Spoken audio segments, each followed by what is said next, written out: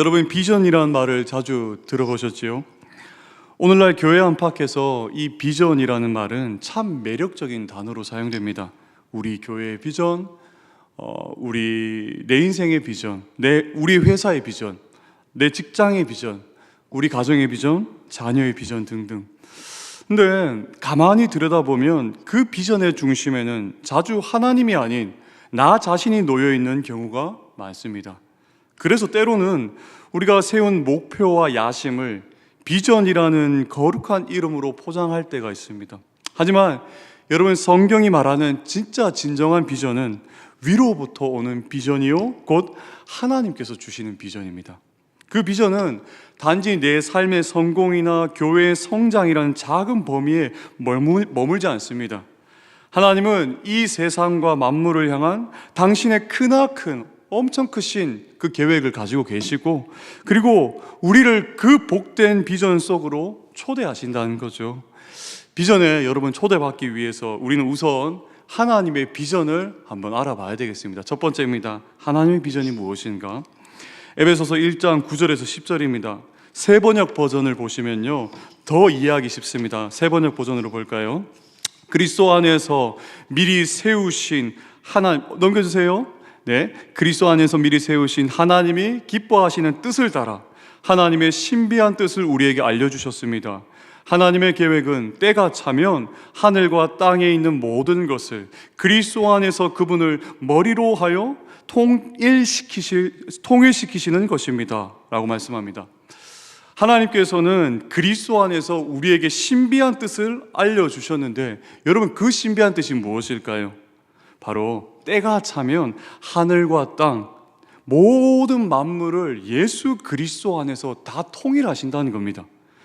여기 통일되게 하신다라는 말의 헬라어 동사 원형은 아나케팔라이오오라는 단어인데요, 이는 간추리다, 요약하다, 한데 모으다 라는 뜻으로 사용됩니다. 여러분, 우리가 보통 요약하고 간추릴 때 어떻게 합니까? 내용들을 일관성 있게 함께 모으죠. 그렇다면 그리스도 안에서 만물을 통일하신다는 그 의미는 뭐냐면, 모든 만물이 그리스도의 주권 아래에서 그분께 하나같이 순종하고 찬양하며 하나님과의 바른 관계를 맺게 하신다는 놀라운 회복의 비전이라는 것입니다. 그런데 하나님께서는 왜 주의 백성들에게 사도 바울을 통해서 이 놀라운 비전을 공유하시는 걸까요? 그 이유는 첫째, 이 세상의 삶은 여전히 회복이 필요하다는 사실을 주님이 우리에게 가르치시기 위해서입니다. 여러분, 만물이 통일되어야 한다는 그 사도 바울의 말을 잘 생각해 보면, 지금 우리가 발딛고 살아가는 이 만물은 하나님이 의도하신 상태가 아닌 깨어지고 분열된 상태라는 것을 우리가 짐작할 수 있습니다. 전제되어 있는 거죠. 처음 하나님께서 만물을 창조하셨을 때는 하나님이 만드시고 지으신 모든 것이 보시기에 심히 좋았다라고 주님이 말씀하셨습니다. 여러분, 모든 피조물은 하나님의 복된 작품이었고 그들은 아름다움과 조화와 질서를 갖추고 있었습니다. 또한 하나님과 관계에서도 바른 관계로 머물러 있었습니다. 그런데 첫 창조와 통일과 그 조화는 오랫동안 지속되지 못했습니다. 균열이 일어났습니다. 마귀의 유혹을 받은 아담과 하와는 죄를 짓고 타락을 했고, 그 결과 모든 피조물이 고통을 당하게 된 것이죠. 여러분, 이렇게 해서 첫 창조의 그 조화와 아름다움은 완전히 와르르 무너지고 말았던 것입니다. 여러분, 우리 인생 속에서 여전히 남아있는 그 슬픔과 그 괴로움이 바로 이 이유 때문이라는 겁니다. 그런데 사랑하는 여러분, 선하신 우리 하나님은 당신이 창조하신 이 우주 만물을 타락의 상태로 그냥 내버려 두시지 아니하시고 다시 회복하여 새롭게 하신다는 것이 하나님의 마스터 플랜이라는 겁니다. 계시록 21장 5절에 이렇게 말씀합니다. 보좌에 앉으신 이가 이르시되 보라, 내가 만물을 새롭게 하노라 하시고 또 이르시되 이 말은 신실하고 참되니 기록하라 라고 말씀합니다. 그렇습니다. 하나님은 예수 그리스도를 통해서 만물을 회복하시고 다스리실 것입니다. 그 회복의 비전을 우리 모두가 품고 살아가야 될 줄로 믿습니다. 자, 여전히 어그러진 그 만물을 하나님 회복하신다는 거예요. 또한 여러분, 하나님께서 사도 바울을 통해서 이 비전을 가르치시는 이유는 두 번째입니다. 우리의 정말 좁은 그 관점과 시야를 넓혀 주시기 위해서입니다. 대체로 우리는 그 비전, 하나님 비전 생각할 때 영혼 구원이나 개인 구원의 차원에서 머물 때가 참 많았습니다. 예수를 믿음으로 죄사함을 받고 하나님의 자녀가 되어서 영생의 복을 누리는 것이 구원의 전부인 것으로 많이들 우리가 생각해 왔습니다. 그런데 하나님이 우리 가운데 세우신 그 비전은 우리 개인을 구원하여 천국의 삶을 살게 하는 것에 그치지 않고 하늘과 땅에 있는 그 모든 것이 예수 그리스도 안에서 통일된다는 것, 정말 보다 총체적인 그림으로 우리에게 그려서 보여주신다는 겁니다. 여기 만물이라는 단어는 영적인 존재들과 사람들만 말하는 것이 아니라 동물과 식물, 하늘과 땅을 포함한 모든 피조 세계를 가리키는 말입니다. 즉, 하나님의 구원은 죄로 뒤틀린 우리 인간을 비롯한 모든 만물, 온 우주가 회복의 대상이라는 것입니다. 이 사실을 꼭 기억해야 됩니다. 그렇다면 여러분, 두 번째 대지로 넘어가 볼까요? 그 비전이 실제로 어떻게 이루어질까요? 그 중심에는 바로 예수 그리스도가 계신다는 것을 꼭 기억해야 됩니다. 하나님의 비전은 막연한 이상이 아니라 그리스도를 통해서 구체적으로 실현되는 계획이라는 겁니다. 여러분, 우리가 이번 대지를 통해서 예수 그리스도를 한번 묵상해 봤으면 좋겠습니다. 그분이 우리의 머리 되시는데, 교회의 머리 되시는 그분이 도대체 어떤 분이신지, 얼마나 그분이 풍성한 분이신지 여러분 한번 묵상해 보십시오. 에베소서 1장 10절이 말하듯이 모든 것이 다 그리스도 안에서 통일되게 하려 하심이라 라고 말씀하는데요, 다시 말해서 예수 그리스도께서 만물의 머리로 세워짐으로써 하나님의 비전이 현실이 되어진다는 것입니다. 그래서 사도 바울이 이어서 이렇게 선포했습니다. 1장 21절로 22절입니다. 모든 통치와 권세와 능력과 주권과 이 세상뿐 아니라 오는 세상에 일컫는 모든 이름 위에 뛰어나게 하시고 또 만물을 그의 발 아래 복종하게 하시고 그를 만물 위에 교회의 머리로 삼으셨느니라고 말씀합니다. 네, 예수 그리스도는 만물까지도 통치하시는 여러분 주권자 되신다는 겁니다. 그리고 통치하시는 그분의 범위는 모든 만물입니다. 그리스도께서 만물을 통치하시는 우주 만물의 주님이 되신다는 말씀이죠. 그리고 주님이 만물의 통치자가 되셨다는 그 말씀은 그가 만물을 통치하시는 그 권세, 능력을 가지신 분이라는 겁니다.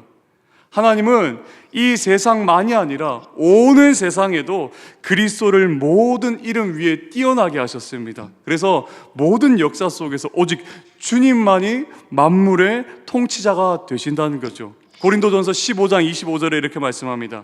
그가 모든 원수를 그 발 아래에 둘 때까지 반드시 왕 노릇 하시리니. 그리고 빌립보서 2장에 이러므로 하나님이 그를 지극히 높여 모든 이름 위에 뛰어난 이름을 주사 하늘에 있는 자들과 땅에 있는 자들과 땅 아래에 있는 자들로 모든 무릎을 예수의 이름에 꿇게 하시고 모든 입으로 예수 그리스도를 주라 시인하여 하나님 아버지께 영광을 돌리게 하셨느니라 라고 하나님의 우리 예수 그리스도의 그 머리 되심을 얘기하고 있습니다. 그리고 성경의 마지막 요한계시록에서도 5장에 보시면 어린 양 예수 그리스도는 하늘 위에와 땅 위에와 땅 아래와 바다 위에와 또 그 가운데 모든 만물에게 경배를 받으시는 주님 왕으로 등장하신다고 성경은 끊임없이 말씀하신다는 겁니다. 예, 그렇습니다. 우리 주님, 우리 그리스도는 우주 만물의 주님 되십니다. 여러분, 네덜란드의 신학자 아브라함 카이퍼는 예수 그리스도가 만물의 머리라고 말할 때 그 만물을 글자 그대로 모든 것을 의미하는 것으로 생각했습니다. 그래서 그는 이렇게 고백했습니다. 한번 볼까요? 인간의 존재의 전 영역에서 만물의 주님이신 그리스도께서 이것은 내 것이다 하고 선언하지 못하시는 곳은 단 한 뼘도 없다라고 카이퍼가 고백했어요. 네, 카이퍼의 말대로 그리스도께서 만물의 머리로서 통치자가 되셨다는 것은 교회만 통치하신다는 것이 아니라 교회를 포함한 모든 만물이 그분의 주권 아래에 있음을 말씀하시는 겁니다. 주님의 주권이 미치지 않는 곳이 하나도 없습니다. 교회 밖 세상도 주님의 것이요 직장과 사회도 온전히 주님의 것입니다. 이것이 만물의 머리 되시는 우리 주 예수 그리스도의 능력이시고 통치의 범위가 되신다는 거죠. 자, 이제 세 번째 한번 살펴볼까요? 그런데 여러분, 만물의 머리가 되시는 그 그리스도가, 그렇게 풍성한 그리스도가 교회의 뭐가 되시는 거죠? 교회를 위해 만물의 머리가 되셨다는 거예요. 특별히 22절 하반절에는 아주 충격적인 말씀이 기록되어 있습니다. 하나님께서는 만물을 그리스도의 발 아래 굴복시키시고 그분을 만물 위에 교회의 머리로 삼으셨습니다 라고 말씀합니다. 만물의 통치자 되시는 그 예수 그리스도, 그 만물의 왕 예수를 교회의 머리로 세우셨다는 겁니다. 여러분, NIV 영어 성경을 보면 이 부분을 교회를 위하여 예수가 만물 위의 머리가 되셨다라고 옮기고 있어요. 그리고 길성남 교수님도 말하기를 이렇게 말했습니다. 바울이 말하는 것은 그리스도가 만물 위에 계신 머리로 교회 또는 교회를 위하여 주어졌다는 것이다. 만물의 머리인 그리스도가 교회에 주어진 것은 교회의 유익을 위함이다. 교회가 곧 그리스도의 머리 되심의 수혜자라는 말이다 라고 말씀합니다. 여러분, 이 사실이 우리에게 얼마나 큰 위로가 됩니까? 만물의 머리 되시고 만물을 통치하시는 그분이 우리의 머리로 하나님께서 삼으셨다는 겁니다. 여러분, 몸과 머리는 결코 분리되거나 떼어낼 수가 없습니다. 결국 머리에 해당되는 것은 온몸에 다 해당되지요. 우리의 머리 되시는 그리스도께서 이미 하늘 영광 중에 계시니 그의 몸인 우리 또한 그곳에 주님과 함께 있는 거예요. 주님과 우리는 함께 하고 있습니다. 그리스도와 연합 가운데 아주 신비하고 그 신령하게 그 복을 우리는 이미 그리스도의 연합 가운데 누리고 있습니다. 이미 포도나무 되시는 그리스도를 통해서 복된 영양분을 날마다 우리가 누리며 산다는 겁니다. 여러분, 우리가 두렵고 괴로운 상황에 처해 있을 때마다 우리가 속해 있는 몸의 머리가 누구인지, 그리고 그분이 하나님의 우편에 계시다는 것을 우리는 꼭 기억해야 됩니다. 그리고 모든 권세와 모든 능력이 그분의 손에 달려있음을 우리는 늘 명심하면서 살아가야 됩니다. 그는 우주와 모든 만물을 장악하시는 분이시며 그가 만물의 머리라는 사실을 우리는 늘 기억하며 살아가야 됩니다. 만일 여러분 우리가 이 사실을 믿고 확신한다면, 그리고 만물의 머리이신 그리스도께서 우리를 위하신다는 것을 우리가 확신하며 살아간다면 우리도 사도 바울처럼 담대하게 이렇게 고백할 수 있을 것입니다. 로마서 8장 31절입니다. 만일 하나님이 우리를 위하시면 누가 우리를 대적하리요? 라고 고백할 수 있습니다. 그 어떤 어려움과 고난과 환난이 우리의 삶에 닥쳐온다 할지라도 교회는 그리스도의 보호와 인도하심으로 넉넉히 이기고 남을 수 있다는 거죠. 물론 여러분, 우리 인생의 고통과 아픔은 여전히 찾아올 수 있습니다. 이렇게 질문할 수도 있겠습니다. 그리스도와 연결되어 있다면서 왜 여전히 우리는 고통 중에 있습니까? 어찌하여 저는 질병에 여전히 머물고 있습니까? 어찌하여 재난이 우리의 삶에 찾아옵니까? 라는 그런 말을 할 수 있습니다. 근데 우리는 그리스도 안에 있는 그 신비를 온전히 이해할 수 없습니다. 그러나 우리의 그 시련이 우리가 거룩하게 되어가는 그 과정의 일부임을 우리는 믿고 알고 있습니다. 그래서 시편의 시인은 고난당한 것이 내게 유익입니다 라고 그렇게 고백했던 겁니다. 여러분, 그 어려운 과정 속에서도 하나님은 주의 백성을 결단코 버리지 않으십니다. 늘 함께 하시고 우리에게 가장 좋은 것이 무엇인지 누구보다도 다 더 잘 알고 계십니다. 그리고 우리는 그의 손안에 거하고 살고 있습니다. 그리고 궁극적으로 그분이 자녀를 위하여 예비하시는 복은 이겁니다. 여러분, 로마서 8장 28절입니다. 만물 되시는 그리스도가 우리의 머리가 되실 때 우리가 누리는 혜택입니다. 우리가 알거니와 하나님을 사랑하는 자, 곧 그의 뜻대로 부르심을 입은 자들에게는 모든 것이 합력하여 선을 이루느니라. 아멘. 로마서 8장 38절 39절입니다. 여러분 함께 읽어볼까요? 시작. 내가 확신하노니 사망이나 생명이나 천사들이나 권세자들이나 현재일이나 장래일이나 능력이나 높음이나 깊음이나 다른 어떤 피조물이라도 우리를 우리 주 그리스도 예수 안에 있는 하나님의 사랑에서 끊을 수 없으리라. 아멘. 그렇습니다. 우리의 머리 되시는 예수 그리스도가 그런 풍성한 분이시죠. 그러므로 만물의 주인 되시는 예수와 아주 신비하게 연합된 몸된 교회인 우리는 세상의 엄청난 그 위력 앞에서도 겁먹거나 의기소침해지지 않습니다. 그리고 무력하게 사는 자들이 아니라 오직 하나님 나라의 백성으로서 하늘에 속한 그 가치를 추구하면서 담대하게 살아갈 수 있는 복된 하나님의 백성들이라는 것입니다. 네.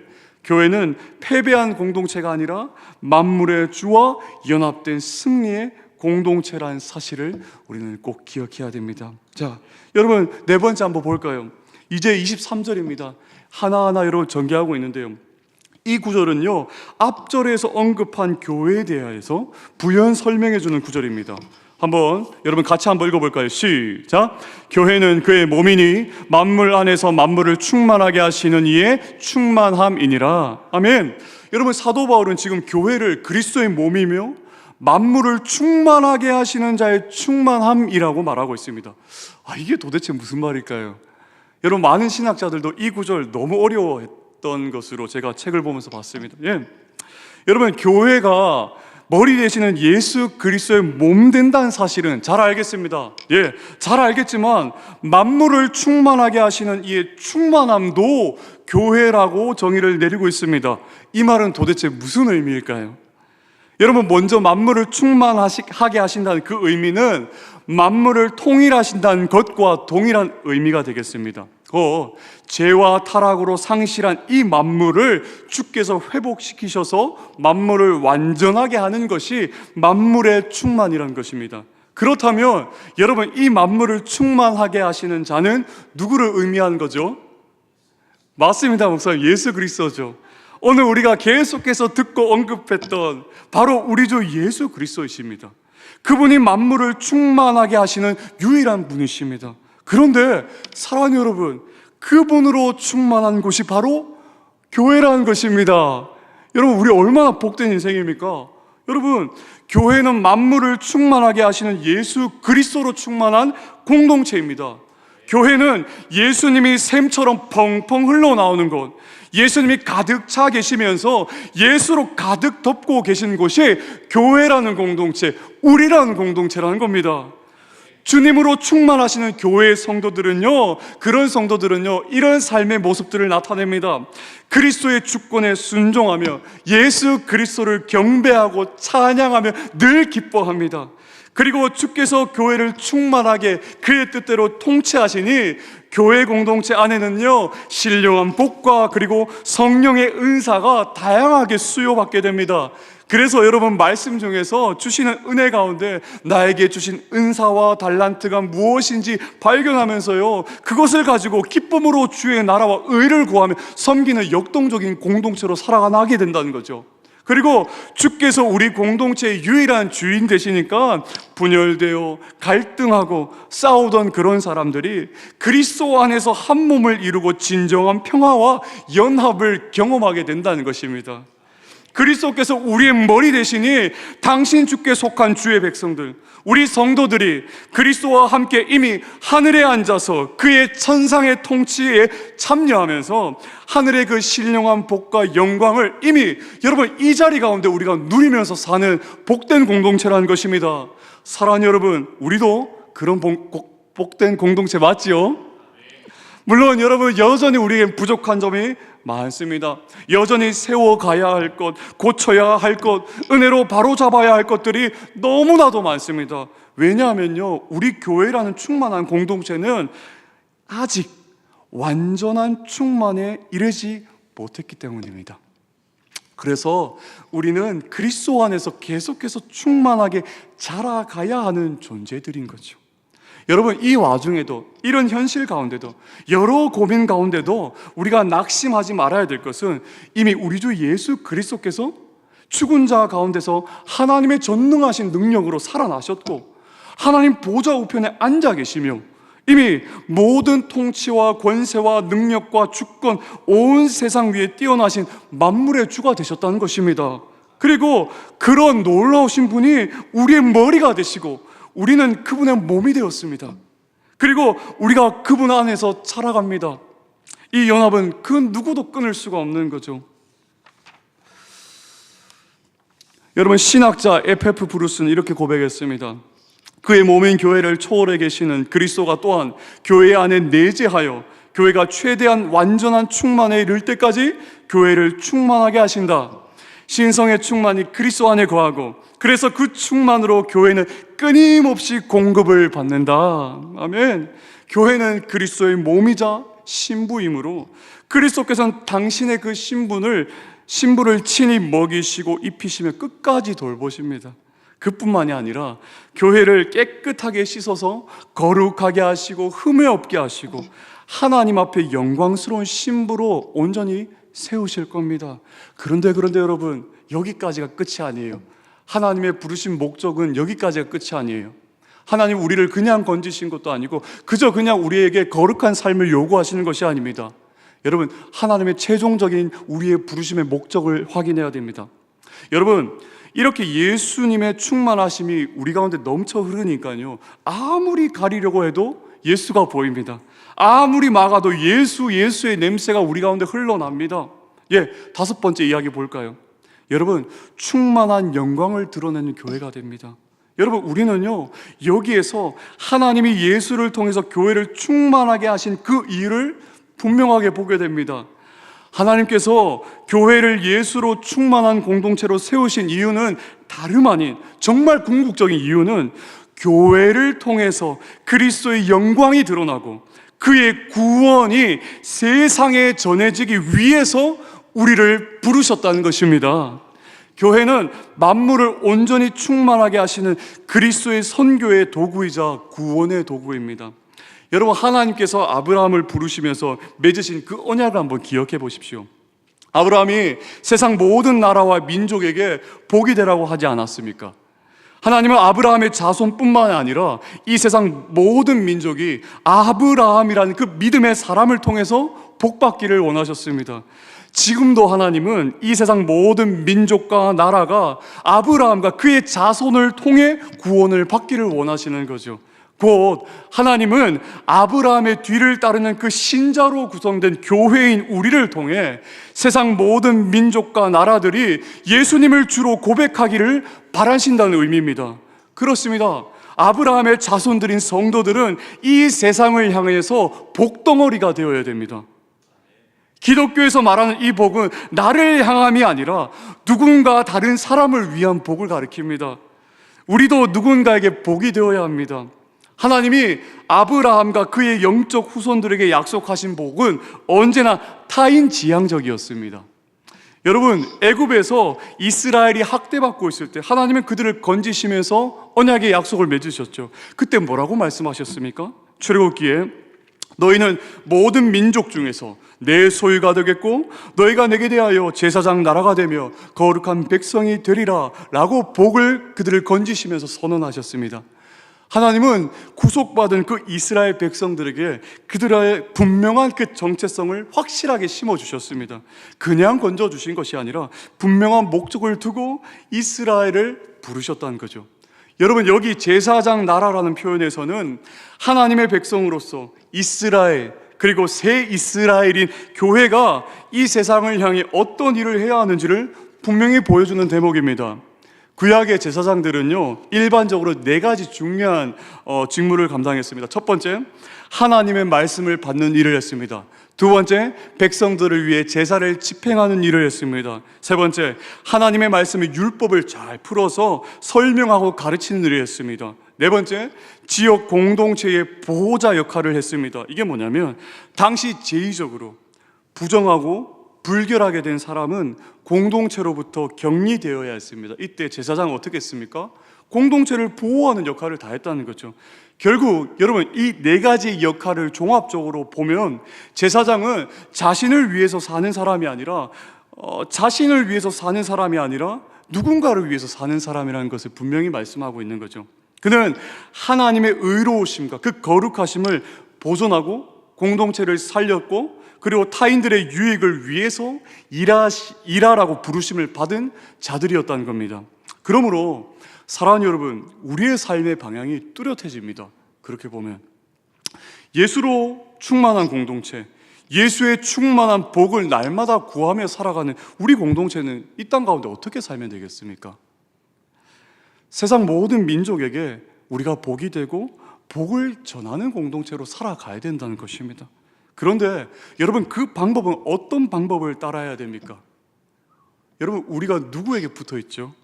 오직 머리 되시는 예수 그리스도의 방법으로 여러분, 우리가 모든 민족에게 복이 되고 그 복을 전해야 됩니다. 우리 주 예수 그리스도께서는 어떻게 죽음에서 이기시고 세상을 이기셨으며 하나님 나라를 우리 가운데 세우셨습니까? 바로 낮아지고 섬기시고 죽으시는 아주 독특한 방식으로 세상을 이기시며 하나님 나라를 그분이 세우셨습니다. 그렇다면 그분과 신비하게 연합되어 있는 교회인 우리도 마땅히 그분의 방법으로 그의 길을 따라 세상의 주의 복을 전해야 됩니다. 그리스도께서 명확히 우리에게 이렇게 말씀하셨죠. 마태복음에 예수께서 제자들에게 이르시되 누구든지 나를 따라오려거든 자기를 부인하고 자기 십자가를 지고 나를 따를 것이니라 라고 말씀하셨습니다. 여러분, 이 말도 안 되어 보이는 역사적인 방법만이 세상을 이기며 세상을 구해내는 하나님 나라의 복된 방법이라는 것입니다. 여러분, 이 대목을 묵상하면서 이런 생각이 들었습니다. 오늘날 교회가 세상 속에서 승리하지 못하고 조롱받고 있는 이 현실도 사실 우리가 주님이 사신 그 방법과 그 길로 가지 못함이 아닌가라는 생각을 하게 됩니다.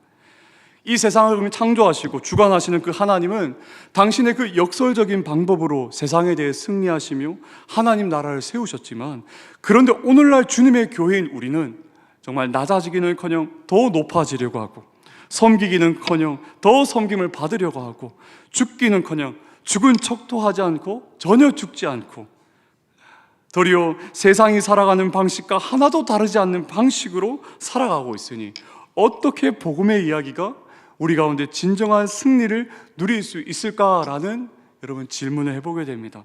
저부터도 너무 부끄럽습니다. 사랑하는 여러분, 주님은 복음을 위하여 낮아지는 그 자리를 자처하는 자를 기뻐하십니다. 사랑하는 여러분, 우리 주님은 복음을 위하여 유익이 따라오지 않는다 할지라도 섬기는 그 섬기는 자리를 자처하는 자를 기뻐하십니다. 그리고 우리 주님은 자신을 죽이며 주님의 영광을 위하여 사는 그런 사람들의 삶을 기뻐하신다는 거죠. 우리 안에 그리스도의 충만하심이 회복되고 더더욱 충만해지는 그 은혜가 있어서 우리 가운데 복된 그런 열매들이 맺히기를 주님의 이름으로 축복합니다. 또한 예수의 성품이 가득해지는 그런 공동체가 되기를 바랍니다. 성령의 열매인 사랑과 희락과 화평과 인내와 자비와 양선과 충성과 온유와 절제의 그 열매가 풍성히 맺히는 교회, 그런 은혜가 넘치는 교회가 되기를 바랍니다. 여러분, 이제 말씀 맺겠습니다. 여러분, 하나님은 이 세상을 향한 위대한 비전을 가지고 계십니다. 그 비전은 깨어진 세상을 회복하시고 하늘과 땅의 모든 것을 그리스도 안에서 하나 되게 하시는 것입니다. 그리고 그 비전의 중심에는 바로 누가 서 있습니까? 바로 교회인 그리스도 몸인 우리가 서 있습니다. 하나님은 만물의 머리이신 이 예수 그리스도를 교회의 머리로 주셨습니다. 그분의 통치와 보호 아래 그래서 교회는 흔들리지 않습니다. 그분의 생명과 능력으로 교회는 늘 살아 숨쉽니다. 역동이 넘칩니다. 그분의 충만으로 교회는 세상 가운데 하나님의 영광을 드러내는 복된 공동체입니다. 여러분, 교회는 단순히 모여있는 사람들의 집단의 모임이 아닙니다. 교회는 예수로 충만한 공동체입니다. 예수의 은혜로 세워지고 예수의 사랑으로 연결되어 있고 예수의 능력으로 세상을 섬기는 그런 복된 공동체입니다. 그러므로 우리는 이 세상 속에서 하나님의 그 놀라운 비전을 품은 자답게 그리스도의 성품으로 살아야 합니다. 낮아지고 섬기고 사랑하며 우리의 삶을 통해 예수의 향기를 뿜뿜 여러분 드러내야 됩니다. 하나님께서 우리 교회를 세우신 목적은 분명합니다. 세상이 교회를 볼 때 예수를 보게 하려는 것이죠. 교회를 통해서 하나님의 사랑과 구원이 흘러가게 하시기 위해서 우리를 부르셨습니다. 여러분, 제가 요즘 이사야 말씀에 푹 빠졌는데요, 19장의 말씀을 보면 하나님께서 애굽을 심판하신다는 그 신탁의 이야기가 기록되어 있습니다. 여러분, 애굽은요 그들의 지혜를 의지했기 때문에 하나님의 심판의 반열에서 피할 수가 없었어요. 그런데 그들을 향한 하나님의 궁극적인 뜻은 심판이 아닌 하나님의 놀라운 회복이었습니다. 특별히 23절에 엄청난 말씀을 주시는데요, 한번 볼까요? 그날의 애굽에서 아수르로 통하는 대로가 있어 아수르 사람은 애굽으로 가겠고 애굽 사람은 아수르로 갈 것이며 애굽 사람이 아수르 사람과 함께 경배하리라 라고 말씀합니다. 여러분, 아수르와 그리고 이 애굽이란 나라는요, 당시 패권, 양대 상맥이었습니다. 사이가 좋지 않았습니다. 오랜 기간 서로 적대적인 관계이자 경쟁의 관계였습니다. 그런데 여러분, 23절에 그날에 이루실 그 복된 날을 이미지를 그려주시는데 뭐라고 말씀하십니까? 애굽에서 아수르로 통하는 대로, 고속도로가 생긴대요. 그리고 서로 교류하며 여호와 하나님을 함께 예배한다고 해요. 생각만 해도 여러분 가슴 뛰는 현장입니다. 오늘날 이념과 인종과 지역에 따라 갈라진, 잘게 갈라진 이 세상이 오늘날 하나님 안에서 하나로 통일된다는 말씀이죠. 그런데 여러분, 그런 남북의 교류 중심에 누가 있는 줄 아십니까? 북쪽에 아수르가 있고요, 남쪽엔 애굽이 있는데 그 중간에 누가 있는 줄 아십니까? 바로 예루살렘, 이스라엘, 시온이에요. 하나님 나라의 백성입니다. 네, 시온인 예루살렘, 하나님 나라의 백성이 그 사이를 여러분 복되게 만들어가는 거예요. 네, 그리고 그들이 함께 하나님을 예배한다고 한다는 것입니다. 사랑하는 여러분, 우리의 교회가 바로 그런 세상을 이어주는 공동체가 되기를 주님의 이름으로 축복합니다. 예수로 충만하여 세상 속에 빛을 비추고 복음을 전하며 사랑을 흘려보내는 공동체, 세상이 우리를 보고요, 아, 저들이 따르는 예수가 진짜구나 라고 그렇게 고백하게 되는 예수의 향기가 듬뿍 나는 그런 교회, 그런 복된 공동체가 되시기를 주님의 이름으로 축복합니다.